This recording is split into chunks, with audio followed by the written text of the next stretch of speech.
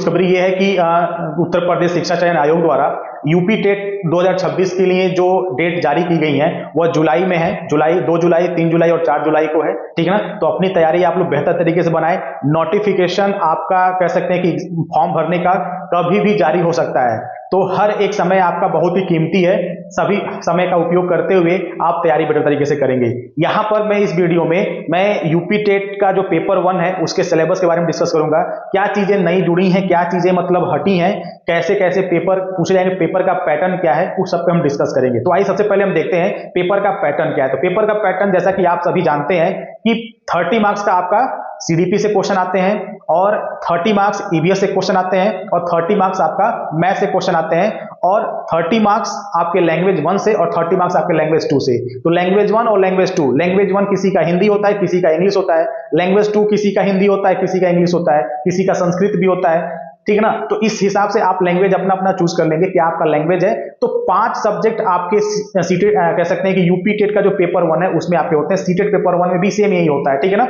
तो सीडीपी है, मैथ है, ईवीएस है, लैंग्वेज 1 और लैंग्वेज 2 है, जिसमें से 30 मार्क्स के क्वेश्चन आते हैं। टोटल 150 नंबर के क्वेश्चन ये होते हैं। 150 में 82 नंबर जो बच्चे पाते हैं ओबीसी रैंक से वो क्वालिफाई होते हैं। ओबीसी और एससी एसटी से जो होते हैं 82 नंबर उनको लाना होता है पास आउट होने के लिए, और जनरल कैटेगरी में पास होने के लिए आपको 90 क्वेश्चंस क्या करने होते हैं, आप लाने होते हैं। तो ये तो रहा मतलब कुछ बेसिक जानकारी।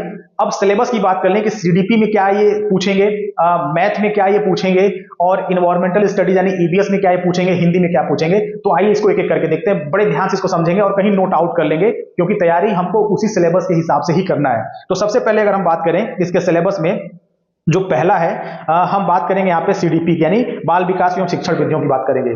तो जैसा कि नोटिफिकेशन में मैं देख रहा हूं इसमें बाल विकास से ये क्वेश्चन देंगे। इसमें बाल विकास में इन्होंने दे रखा है जैसे बाल विकास का जो अर्थ है, आवश्यकता तथा क्षेत्र, बाल विकास की अवस्थाएं, शारीरिक विकास, मानसिक विकास, संवेगात्मक विकास, भाषा विकास, अभिव्यक्ति क्षमता का विकास, सृजनात्मकता एवं सृजनात्मक क्षमता का विकास। आप लोग बोर्ड पे देखते रहिए, ठीक है ना, बोर्ड पे ऑलरेडी लिखा हुआ है।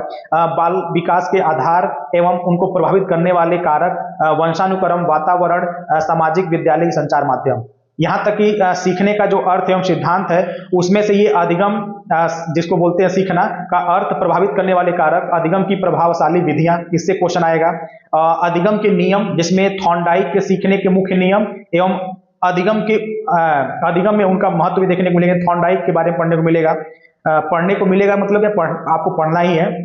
अधिगम के प्रमुख सिद्धांत तथा कक्षा शिक्षण में इनकी व्यवहारिक उपयोगिता, थॉर्नडाइक का प्रयास एवं त्रुटि का सिद्धांत, पैवलॉव का संबंध, प्रतिक्रिया का सिद्धांत, स्किनर का क्रिया प्रसूत का सिद्धांत और कोहलर का सूझ या अंतर्दृष्टि का सिद्धांत और पियाजे का सिद्धांत, वाइगोस्की का सिद्धांत, सीखने का वक्र, अर्थ एवं प्रकार, सीखने के पठार का अर्थ और कारण एवं निराकरण। यानी ये आपके सीखने के अर्थ के सिद्धांत में इतने टॉपिक से क्वेश्चन आपके एग्जाम में पूछे जाएंगे। वहीं पर शिक्षण एवं शिक्षण विधियों से अगर बात करें तो इसमें से उन्होंने बताया है कि शिक्षण का अर्थ तथा उद्देश्य, संप्रेषण, शिक्षण के सिद्धांत, शिक्षण के सूत्र, शिक्षण प्रविधियां, शिक्षण के नवीन विधाएं, सूक्ष्म शिक्षण एवं शिक्षण की आधारभूत कौशल यानी माइक्रो टीचिंग से रिलेटेड जो चीजें होंगी उसमें पूछा जाएगा, ठीक है ना। वहीं पे समावेशी शिक्षा की अगर बात करें तो समावेशी शिक्षा में ये जो उनका जो टॉपिक है उसमें है शैक्षिक समावेशन से अभिप्राय, पहचान, प्रकार, निराकरण, यह दिया है अपवंचित वर्ग, भाषा, धर्म, जाति, क्षेत्र, वर्ग, लिंग, शारीरिक दक्षता, इससे इनका क्वेश्चन रहेगा। समावेशन के लिए आवश्यक उपकरण, सामग्री, विधियां, ये सारी क्वेश्चन होंगे। समावेशित बच्चों का अधिगम जांचने के लिए आवश्यक टूल्स एवं तकनीकी, इससे क्वेश्चन होगा। समावेशित बच्चों के लिए विशेष शिक्षण विधियां, इससे क्वेश्चन होगा। या कह सकते हैं कि ब्रेल लिपि, इससे क्वेश्चन आपका बन सकता है। समावेशी बच्चों हेतु निर्देशन एवं परामर्श, अर्थ, उद्देश्य, प्रकार, विधियां, आवश्यकता एवं क्षेत्र, ये क्वेश्चन होगा। बाकी परामर्श में सहयोग देने वाले जैसे विभाग हैं जिसमें आपका मनोविज्ञानशाला, मंडली मनोविज्ञान केंद्र, जिला चिकित्सालय, जिला शिक्षा एवं प्रशिक्षित संस्थान, पर्यवेक्षण एवं निरीक्षण तंत्र, समुदाय एवं विद्यालय की सहयोगी समितियां, सरकारी एवं गैर सरकारी संगठन, इससे भी क्वेश्चंस होंगे एग्जाम में। बाकी आपका अधिगम और अध्यापन से भी क्वेश्चन आएगा, तो अधिगम और अध्यापन से जो क्वेश्चन आप आएगा जिसमें बालक किस प्रकार सोचते और सीखते हैं, बालक विद्यालय प्रदर्शन में सफलता प्राप्त करने के कैसे और क्यों मतलब करने में क्यों असफल होते हैं, और ये भी दे रहा है कि अधिगम और अध्यापन की बुनियादी प्रक्रियाओं से क्वेश्चन आएगा, और एक समस्या समाधान करता एवं कह सकते हैं कि एक वैज्ञानिक अन्वेषक के रूप में बालक, इससे भी क्वेश्चन रहेगा। बालकों के अधिगम की वैकल्पिक संकल्पना, अधिगम प्रक्रिया में महत्वपूर्ण चरणों के रूप में बालक की त्रुटियों का समाधान या समझना, बोध एवं संवेदनाएं, प्रेरणा और अधिगम में योगदान देने वाले कारक निजी एवं पर्यावरणीय, इससे आपके क्वेश्चंस आएंगे सीडीपी में, ठीक है ना। वहीं पर अगर हम बात करें कि मैथ में कौन कौन से क्वेश्चन आएंगे, गणित में कौन कौन से क्वेश्चन आएंगे, तो गणित का जो टॉपिक है जहां से क्वेश्चंस बनेंगे एग्जाम में, वह है आपका पहला संख्याओं के जोड़, घटाना, गुणा, भाग, यानी यहां पे नंबर सिस्टम से क्वेश्चन आएंगे। नंबर सिस्टम में बहुत सारे क्वेश्चन ऐसे बनते हैं कि मतलब बड़े से बड़े नंबर को ऐड करने के लिए पूछा जाएगा, घटाने के लिए पूछा जाएगा, जोड़ने के लिए पूछा जाएगा। तो ये जो जोड़, घटाना, गुणा, भाग है वो कोई बहुत ही मतलब इजी जोड़ गुणा नहीं आएगा, उसको सिलेबस के हिसाब से हमें देखना पड़ेगा, बहुत डीपली पढ़ना पड़ेगा। बाकी आपका यहाँ पे एचसीएफ और एलसीएम से यानी लघुत्तम समापवर्तक और महत्तम समापवर्तक से क्वेश्चन आएगा, भिन्नों का जोड़, घटाना, गुणा आएगा, भाग आएगा, दशमलव से क्वेश्चन आएंगे, एक नियम के क्वेश्चन आएंगे, प्रतिशत से क्वेश्चन आएगा, परसेंटेज से, लाभ हानि से, लॉस और प्रॉफिट से क्वेश्चन आएगा, साधारण ब्याज से आएगा, सिंपल इंटरेस्ट से क्वेश्चन आएगा, ज्यामिति आकृतियां एवं पृष्ठ, कोण, त्रिभुज, वृत्त, इससे क्वेश्चन आएगा, सर्कल से, ट्रायंगल से, एंगल से, इन सब से क्वेश्चन आपके आएंगे। धन, रुपया और पैसा, यानी यहां पर मनी से भी क्वेश्चन आएगा आपका। मापन, जिसमें मेजरमेंट से क्वेश्चन आएगा, जिसमें आपको लंबाई, ताप, तौल, समय, धारिता, ये सब मापने से रिलेटेड क्वेश्चन आएंगे। यहां तक कि आपके परिमिति में परिमाप और त्रिभुज, आयत, वर्ग, चतुर्भुज से क्वेश्चन रहेगा, कैलेंडर से क्वेश्चन आएगा, आंकड़ों से क्वेश्चन आएगा, आयतन, धारिता, घनाभ, जिसमें क्यूब, क्यूबॉइड, वॉल्यूम निकालने के लिए क्वेश्चन आएंगे, क्षेत्रफल से क्वेश्चन आएगा, एरिया से आएगा, चाहे स्क्वायर का हो या फिर रेक्टेंगल का हो। फिर उसके बाद रेलवे या बस समय सारणी, ठीक है ना, रेलवे और बस समय सारणी, 24 आवर क्लॉक, 12 आवर क्लॉक, ये क्वेश्चन बनेंगे। आंकड़ों का प्रस्तुतिकरण एवं निरूपण, इससे क्वेश्चन आएंगे। बाकी आपका इसमें अध्यापन संबंधी मुद्दे भी आएंगे, कुछ मतलब अध्यापन संबंधी मुद्दे भी पूछेंगे, जिसमें गणितीय तार्किक चिंतन की प्रकृति से क्वेश्चन रहेगा, पाठ्यचर्या में गणित का स्थान, इससे क्वेश्चन रहेगा, गणित की भाषा, सामुदायिक गणित, औपचारिक एवं अनौपचारिक पद्धतियों के माध्यम से मूल्यांकन करना, शिक्षण की समस्याएं, त्रुटि विश्लेषण तथा अधिगम एवं अध्यापन के प्रासंगिक पहलू और भी मतलब इसमें टॉपिक हैं जिससे क्वेश्चन ये बनेंगे, ठीक है ना। तो मैथ में ये सारे टॉपिक हैं, कुछ नए जुड़े हैं, कुछ पुराने हैं, जिसको आपको अच्छे से देख करके चलना है। वहीं पर अगर ईवीएस की बात करें, ईवीएस में क्या क्या पूछा जाएगा इस साल, तो ईवीएस में आपका परिवार से क्वेश्चन होगा, भोजन, स्वास्थ्य एवं स्वच्छता से क्वेश्चन होगा, आवास से होगा, पेड़ पौधे एवं जंतु से होगा, हमारी परिवेश, मेला, स्थानीय पेशे से जुड़े व्यक्ति का व्यवसाय क्या है, जल से क्वेश्चन होगा, यातायात एवं संचार से क्वेश्चन होगा, खेल एवं खेल भावना से क्वेश्चन होगा, भारत, नदियां, पर्वत, पठार, वन, यातायात, महाद्वीप एवं महासागर से क्वेश्चन होगा, हमारा प्रदेश, नदियां, पर्वत, पठार, वन, यातायात से क्वेश्चन होगा, संविधान से क्वेश्चन होगा।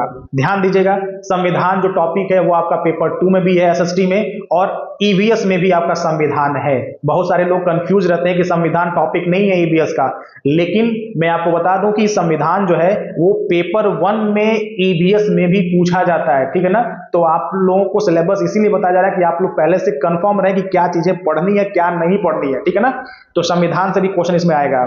शासन व्यवस्था से भी आएगा, जिसमें स्थानीय, ग्राम, नगर, जिला, नगर निगम, जिला, प्रदेश स्तर पे न्यायपालिका, कार्यपालिका, राष्ट्रीय, अंतर्राष्ट्रीय, मतलब इस सब लेवल पे क्वेश्चन इसमें रहेगा। बाकी पर्यावरण आवश्यकता, महत्व एवं उपयोगिता, पर्यावरण संरक्षण, पर्यावरण के प्रति सामाजिक दायित्व बोध, पर्यावरण संरक्षण हेतु संचालित योजनाओं से भी क्वेश्चन इसमें पूछा जाएगा। वहीं पे अगर बात करें अध्यापन संबंधी मुद्दे कौन कौन से क्वेश्चन होंगे आपके पर्यावरण में, तो इसमें पर्यावरण अध्ययन की अवधारणा और उसकी व्याप्ति, और दूसरा है पर्यावरणीय अध्ययन का महत्व, एकीकृत पर्यावरणीय अध्ययन, और आपका है पर्यावरणीय अध्ययन एवं पर्यावरणीय शिक्षा, अधिगम सिद्धांत, विज्ञान और सामाजिक विज्ञान की व्याप्ति और संबंध। फिर कह रहा है कि यहाँ पे अवधारणा प्रस्तुत करने के दृष्टिकोण, क्रियाकलाप प्रयोग, व्यवहारिक कार्य, चर्चा, सतत व्यापक मूल्यांकन, शिक्षण सामग्री, उपकरण, समस्याएं, इससे क्वेश्चन आपके आएंगे ईवीएस में। वहीं पर अब हिंदी की भी हम बात कर लें, ठीक है ना। तो हिंदी में आपका अपठित अनुच्छेद हिंदी वर्णमाला में स्वर व्यंजन से आएगा, और वर्णों के मेल में मात्रिक तथा अमात्रिक शब्दों की पहचान से आएगा। वाक्य रचना से क्वेश्चन आएगा। हिंदी की सभी ध्वनियों के पारस्परिक अंतर की जानकारी, जैसे इसमें श, श, श, ब, व, ढ, ड, ड़, छ, त्र, इससे क्वेश्चंस बनेंगे आपके। हिंदी भाषा की सभी ध्वनियों जैसे वर्णों, अनुस्वार, अनुनासिक एवं चंद्र बिंदु से क्वेश्चन होगा। संयुक्ताक्षर एवं अनुनासिक ध्वनियों के प्रयोग से बने शब्दों से क्वेश्चन होगा। सभी प्रकार की मात्राओं से क्वेश्चन होगा। विराम चिन्हों तथा अल्प विराम, अर्ध विराम, पूर्ण विराम, प्रश्नवाचक, विस्मयादिबोधक चिन्हों के प्रकार, इससे प्रयोग आएगा विराम चिन्ह में। फिर विलोम, समानार्थी, तुकांत, अतुकांत, समान ध्वनियां, इससे क्वेश्चन होगा। संज्ञा, सर्वनाम, विशेषण, क्रिया से क्वेश्चन होगा। और वचन, लिंग, काल से क्वेश्चन होगा। प्रत्यय, उपसर्ग, तद्भव, तत्सम से क्वेश्चन आपके बनेंगे। देशज विदेशज भाषा होगी, उससे क्वेश्चन बनेगा। लोकोक्ति और मुहावरे आपके आएंगे। संधि से आपका स्वर संधि, व्यंजन संधि, विसर्ग संधि आएगा, जिसमें स्वर संधि में दीर्घ संधि, गुण संधि, वृद्धि संधि, यण संधि और अयादि संधि से भी क्वेश्चन होंगे। वाच्य, समास एवं अलंकार से भी क्वेश्चन होंगे। कवियों एवं लेखकों की रचनाएं बहुत महत्वपूर्ण होती हैं, ये चीजें ज्यादातर बहुत जल्दी भूलती भी है और याद भी नहीं आती है ये, ठीक है ना। बाकी भाषा विकास का अध्यापन से संबंधी अगर क्वेश्चन की बात करें तो यहाँ पे अधिगम एवं और अर्जन की और भाषा अध्यापन के सिद्धांत, सुनने और बोलने की भूमिका, भाषा का कार्य, इन सभी से क्वेश्चन आएगा। मौखिक एवं लिखित रूप से विचारों के संप्रेषण से क्वेश्चन आएगा। एक भिन्न कक्षा में भाषा पढ़ने की चुनौतियां, भाषा की कठिनाई, त्रुटियां एवं परिवेश से क्वेश्चन आएगा। भाषा कौशल से क्वेश्चन आएगा।